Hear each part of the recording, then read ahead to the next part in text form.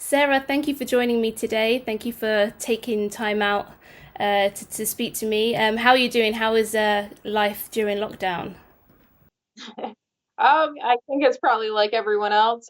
Just trying to stay home as much as possible, do as much as I can at home. Um, I don't know. I'm a bit of a loner, like a homebody anyways, so I really don't mind being stuck at home, other than I miss the gym. Yeah, what have you been doing to keep yourself occupied?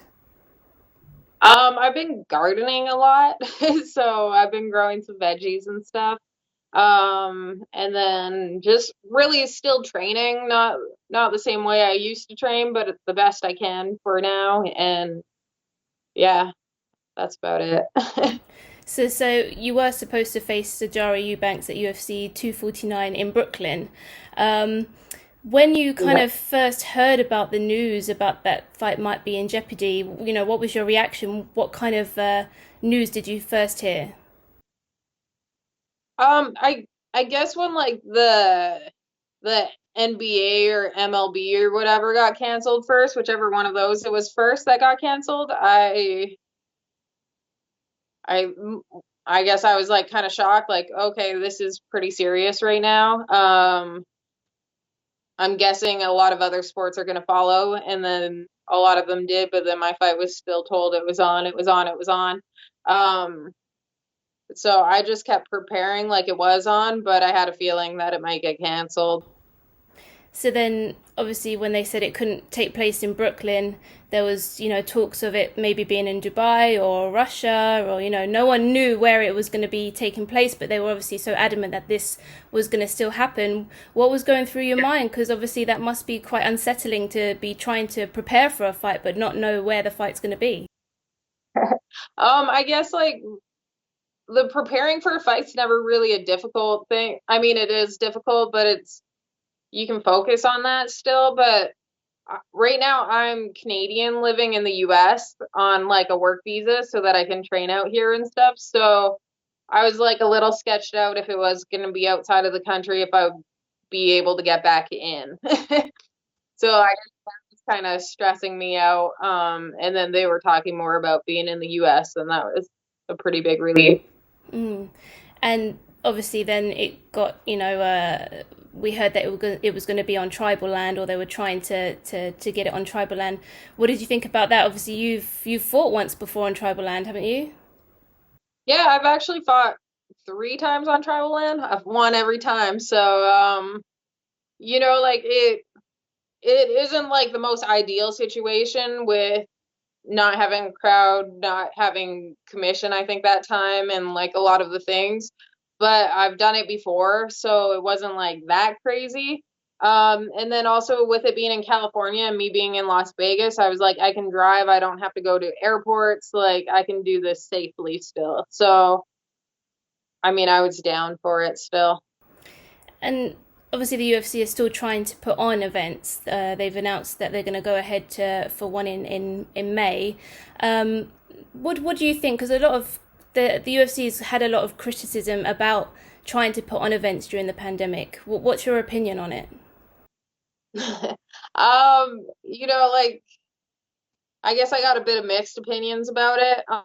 Um, if they can do it safely, like cool, like we all want to fight, everyone wants to work. There are some states where things are a little more locked down and it's like not spread as much and it might be a bit safer. At the end of the day, it's like anyone that needs a paycheck, and when you're getting one paycheck every 4 to 6, 7, 8 months, it's hard to turn it down. So you are happy to go ahead to fight during a pandemic, or ideally would it be something that you would rather kind of let it pass and then fight, once things get a little bit better? Like I think obviously I'd like to wait for things to get better if I can financially afford it and everything. Like it is, I am training as much as I can train and as well as I can train for this, but ideally at the level I'm competing at, I'd rather be at a gym, have a whole crew of training partners, and really be able to put 100% into it. Yeah, and Amanda Nunes obviously came out recently to say that she didn't want to fight May 9th. She was supposed to co-headline the new UFC 249. She said that she didn't want to fight because she wanted a full fight camp, and obviously she's not able to do that. What did you think about her decision to pull out from that?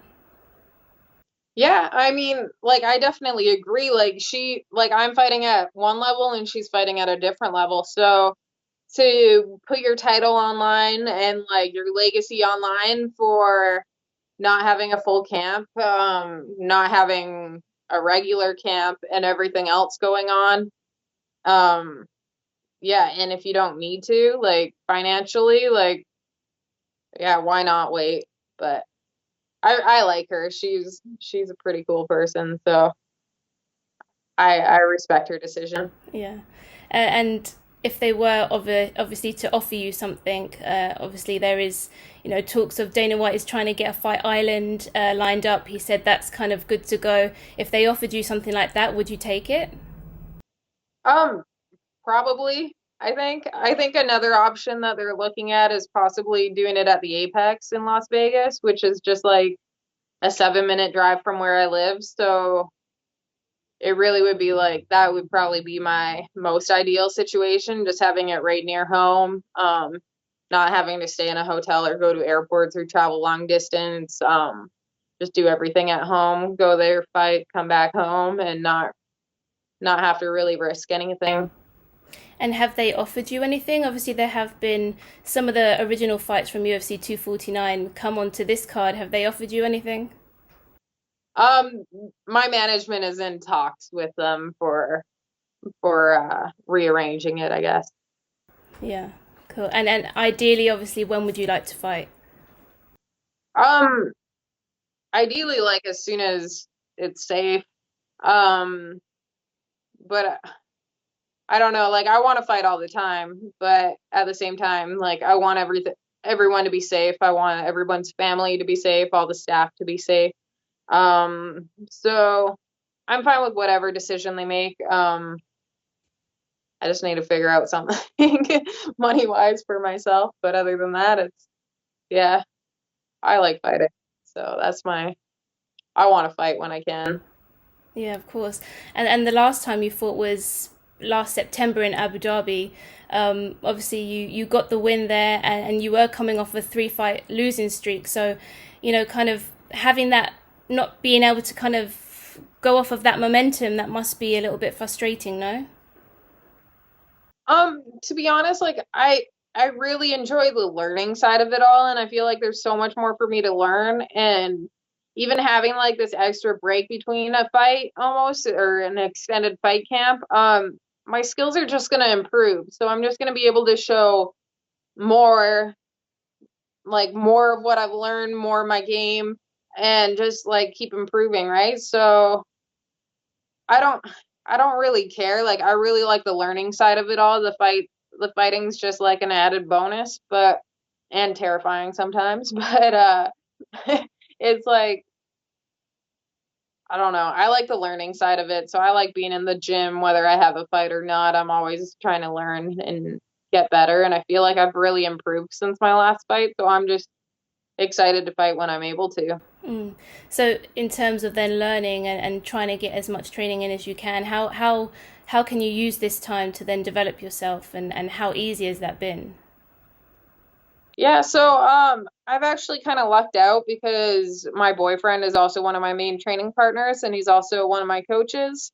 So, and we live together. So we have some mats in our place and we're able to train together still.